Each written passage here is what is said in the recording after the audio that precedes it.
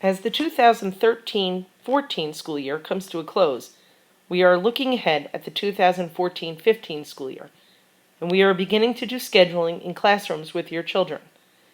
Grades 8, 9, 10, and 11 will have scheduling sessions conducted by Mrs. Valonis and I, where we will show students how to work the scheduling system and explain to them some of their scheduling options. This video will show you some of the same slides we have showed your children and hopefully help you understand our scheduling process. While each grade has its own specific concerns regarding courses that students should take, we are first interested in the basic scheduling process, how to schedule. The first thing you need to do is go to the Lakeland School District website. That's at lakelandsd.org. When you get to the main district website, on the lower left-hand side, you will see a column of useful links, and then you will see Community Portal. Please select Community Portal. Now you will find yourself at the Community Web Portal. Here you will need a username, password, and PIN number in order to enter the website. Finally, select Log In. This will take you to the next page. Now you are in the Community Web Portal Student Backpack. Here you can see your child's grades, recent updates, and recent attendance. But what we're most interested in today is the course request form. It is here you will schedule for next year. Once you have selected the course request form, you will go to a page similar to this one. Here you will see a drop-down menu where you may choose for the grade that you will be entering for next year. Grade 9 is already selected for the student who is entering 9th grade. The grade you are entered should already be selected for you. Once you have selected the appropriate grade, select Fill Out Course Request Form, and it will take you to the next page. Now you are at the course request form, and here is where you'll actually be doing your scheduling. Notice a couple of things. First, student lunch is already selected for you. No need to select again. You'll also notice a listing of all of the courses, the course number, the course name, and the credit value of the course. There are two places that you can check off. One is a primary checkbox, and the second is a secondary or alternate checkbox on the right-hand side. Secondary choices are very important. If we are unable to honor a student's first request, we are very interested in knowing what else they would want to study. If a student does not choose up to 3 alternate courses, we are forced to choose courses for them, and these choices may not fit the student's interests. Finally, note that some courses are highlighted in green and are pre-selected with a check mark. These are teacher recommendations. Teachers have made recommendations based on the student's performance in the class this year and the teacher's knowledge of the course that the students would be taking in the following year. You are unable to change a teacher recommendation in our online form. You must go forward with those recommendations and make changes at a later time. Now we're getting into the nitty-gritty. As you'll go down the form and see all the assorted classes a student can choose from, you should note there are several new changes this year. For example, our physical education credit, which has up to this point been a quarter credit and only offered twice in a 6-day cycle, will be offered more frequently next year and will actually be a half credit. Students must have a full credit of phys ed in order to graduate high school. So during the time from grades 9 to 12, they must have phys ed at least twice in order to graduate. It is not necessary, however, for students to take phys ed more than 2 times in the 4 years. For students who enjoy physical education, there is also an opportunity for students to take 2 more phys ed classes and earn an extra credit towards graduation as an elective. Another new change this year. Our health course, which was traditionally offered to junior students, is now being offered to all students grade 9 through 12. Health is a graduation requirement, so at some time during the 4 years of high school, a student does need to take and pass a half credit of health. Safety education is another course in the health and phys ed department. Safety education, unlike health, is not required for graduation, but it is recommended for all students. Again, students can take this course anytime in the 4 years of high school, grades 9 through 12. Safety education covers a number of different topics, but of particular interest is the coverage of driver's education. It's a good course for all students to take. Another change in next year's offerings, our science course for advanced students in 9th grade will now be honors biology.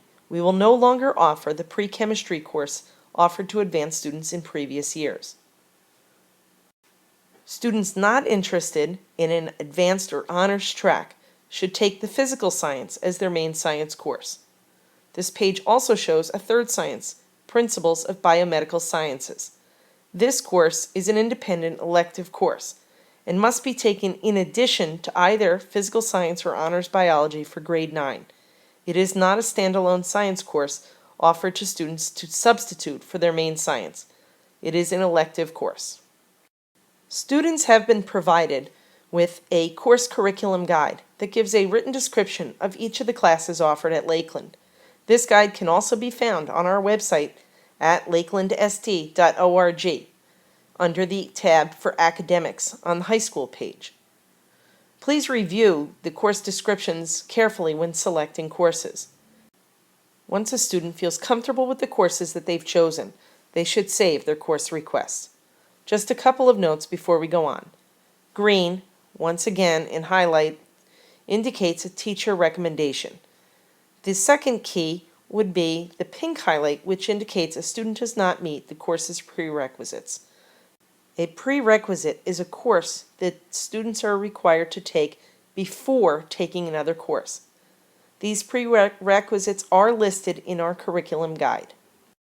A final point to make in the scheduling process.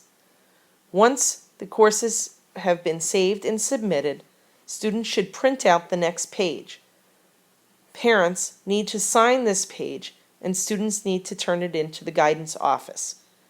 If a student wishes to change a teacher recommendation, they must do so through a parent override form. This form indicates that you as a parent are overriding the educational professional's decision. This form is available from your child's guidance counselor.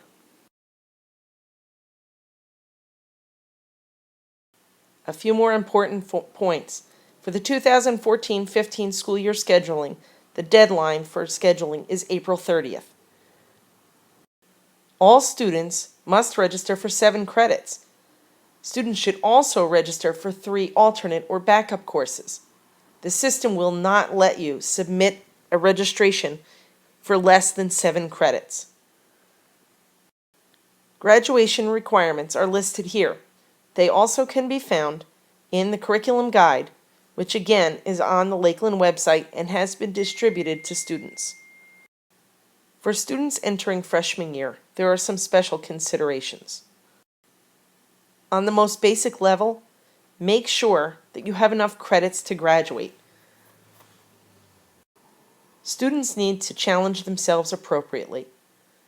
Colleges look at the courses that a student takes and how they perform in them. If a student is capable of taking an honors course, they should. But if a student is not going to be able to be successful in an honors course, they should take a regular or fundamental course. Lakeland offers a variety of courses, including languages, engineering, and business classes. Don't forget the arts and music. Students should definitely look at the courses that interest them and that may benefit them in a future career. Student athletes should consult the NCAA website for requirements for NCAA play on a college level. While it may seem early to make this kind of consideration, it is important to note that many athletes are disappointed in their senior year if they haven't taken the basic level of courses required by NCAA.